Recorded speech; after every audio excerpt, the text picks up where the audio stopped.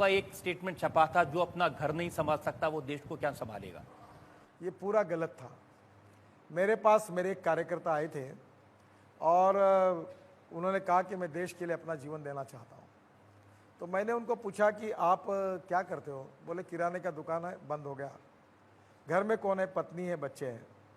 तो मैंने उनको देखो, no philosophy can be taught to empty stomach. और मैं पहले दिन से 50 बार नहीं 100 बार हजारों कार्यकर्ताओं को कह चुका हूँ कि पहले अपना घर संभालिए, अपने परिवार को संभालिए और उनको ठीक संभालने के बाद देश और समाज की सेवा करिए।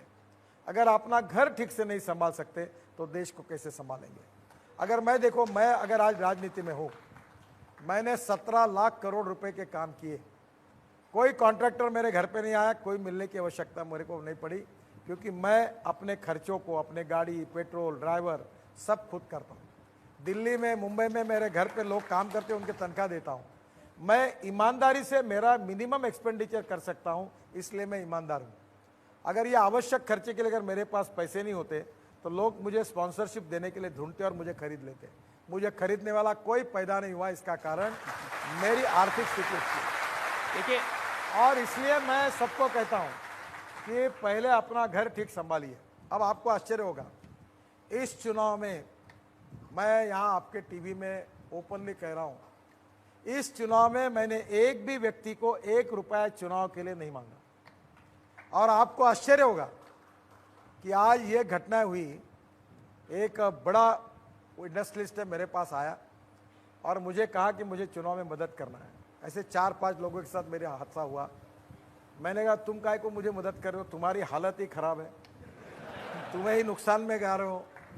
इस बार कोई मदद नहीं करना, तुम पहले तुम्हारा व्यवसाय अच्छा करो और इस के पैसे अगले चुनाव में देना। तो उसके आंखों में आंसू आए।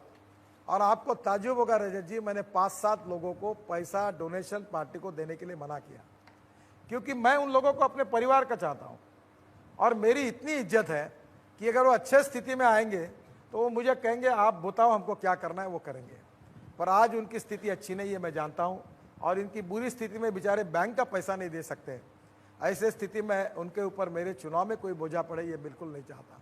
और इसलिए मैंने जो रिलेशनशिप बनाई है वो ऐसी रिलेशनशिप बनाई है कि जो मैं सत्ता पे रहूं या नहीं रहूं, मैं पद पर रहूं या नहीं रहूं, मैं कहीं भी रहूं।